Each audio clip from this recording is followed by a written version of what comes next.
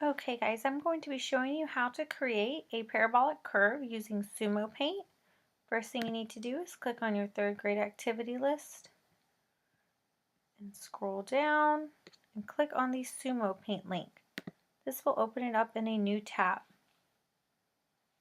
Okay. In SumoPaint you have two options, sign up or log in. I'm not going to choose either of those. I'm just going to scroll down and get right to work. Okay. First thing I want to do is get rid of this blank canvas. And I'm going to get rid of my advertisement. Now I have a new screen to start with. So the first thing I'm going to add in is a grid to my background. So back on your activity list, there are two grids to choose from. There is a large grid, half-inch grid, or a smaller grid. I'm going to choose the large one and drag and drop it onto my desktop. So there it is right there. Then I can go back into SumoPaint and I'm going to open up the picture as my background. So if I click on File, it's right next to the American flag, File, Open from my computer. Okay, I'm looking for that screenshot that's on my desktop. So if I scroll down on my desktop, I see there is a screenshot right here that looks like my blank grid. So I'm going to open that up. All right, make my screen larger so you guys can see. And you want to make this as large as possible so that you have your full grid to work with. All right, so now I can see this is a 12 by 12 grid. The next step is to click down here on the very bottom to add a new layer. So now I'm working in layer 1. In layer 1, I'm going to draw the lines that make up my design. So for this one, I'm going to be doing a plus mark. Okay. For my lines, I'm going to use black. You can use whichever color you want, but I want my brush stroke to be narrow, so it's nice and skinny. Okay. Make sure you're using the line tool for this step. And I'm going to count over 6 spaces. So 1, 2, 3, 4, 5, 6. This is my middle, so I'm going to click and drag straight down to make my black line. Okay, I'm going to do the same thing over here. 1, 2, 3, 4, 5, 6. Click and drag all the way across to make sure that there's no blank space. All right, now that I have my lines, you can use a pencil tool to add in your numbers if you want to, but I'm going to show you guys how to do it without your numbers, so you really don't have to have those. So I'm going to undo, undo, undo, and go back to my line tool. Okay. Now that I have my grid and my lines, I'm going to start a new layer. So now I'm working in layer number 3. And I'm going to choose the first color in my complementary color pair. I chose blue and orange because I love the gators. So I'm going to start at the very top of my grid and click and drag. Okay. I don't want to do a completely straight line, so I'm going to go over 1. For my next line, I'm going to go down 1, and instead of going to the same spot, I'm going to go over 1. Next, down 1 from where I started before, and over 1 from where I ended last time. So instead of using my numbers this time, I'm just following the same pattern and using the help of my grid. Okay, and down here, and over. Already I have the first part of my parabolic curve. Now I'm going to start working in the opposite quadrant because that's how my design is, but if yours is different, that's okay. For 1, down. It doesn't matter which way you draw from. It does matter that you get that little plus mark exactly on the spot where you want it to start and you want it to end. Some people think this is easier than doing the same thing with a ruler. It is up to you. Line up the middle of that plus mark with the middle of where you want it to stop.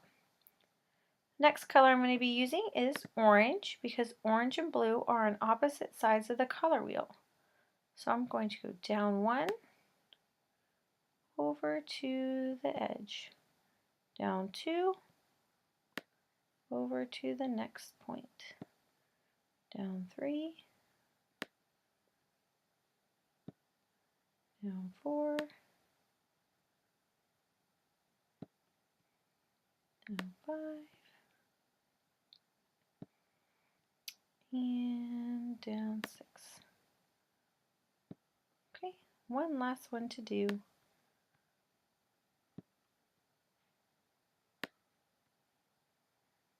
See, I almost went to that one, but I would have skipped this one, so make sure to go all the way. 3. See how that didn't quite connect? I'm going to undo and try that line one more time so it goes all the way from the black to the black. The great thing about this is every time you make a mistake, instead of having to take out your eraser, you can just press the undo button. Okay, so there is my parabolic curve art. I'm going to come over here to my 3 layers. Now this is my background layer. If you click on the eye, it's going to make that grid disappear. Now just for adding in my color in the background, I'm going to click on layer 1. This is going to have me working just where I have my plus marks. So I'm going to make this show back again, but make sure I'm clicked on layer 1, and then I'm going to go over here and grab my paint bucket tool. The paint bucket tool is going to fill up the space behind where you're working. So for example, if I wanted this to be orange, behind my blue, I could click and it's going to fill it up with orange. Uh-oh, something must have happened there, and that's why my black line must not have closed all the way, and that's why it didn't let me do that. So I'm going to undo. I'm going to click out of here and see if I can fix that problem. Oh, I just did all those black lines in the wrong layer, so I'm going to undo all those black lines. All right, and make sure you're working in layer 1, which is the one I'm trying to fix now. So layer 1. Okay, so the way I'm going to fix that is I'm going to use my line tool.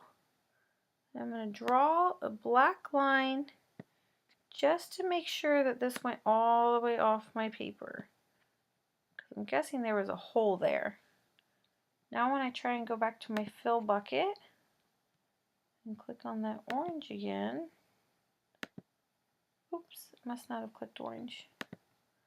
But at least now I know that my box is full, is closed, and that's why it won't leak out. I'm going to go back over here and choose blue and blue.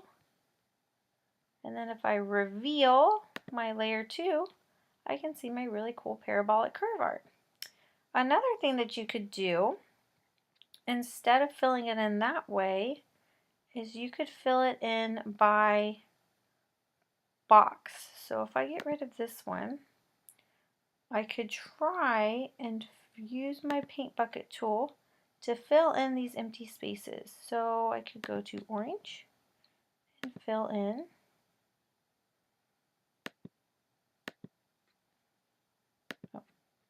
Go to orange and fill in the spaces between, which makes a really cool design as well. This one's just a little bit more complicated.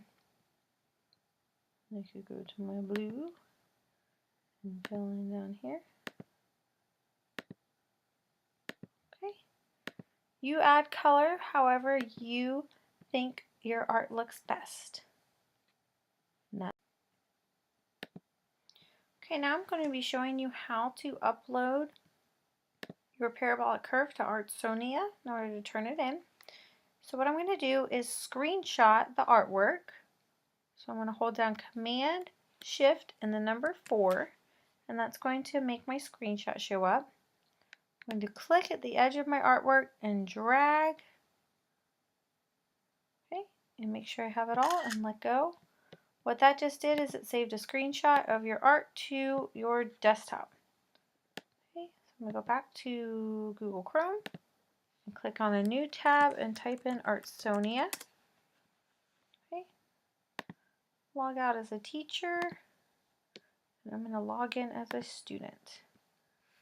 Here, class access code is CJZDPBKZ.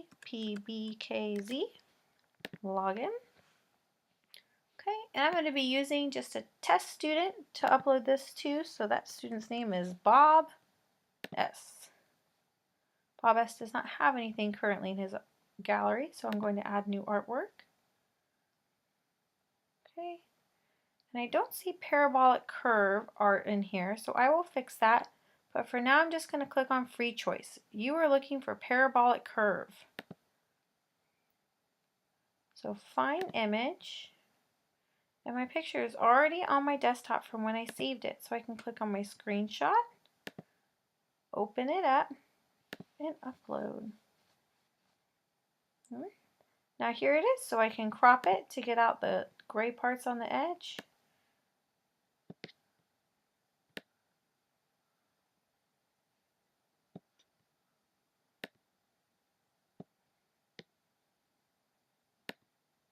And once it's good, I can apply, accept, and turn it in. I'm going to go ahead and save and finish later since this is not real artwork.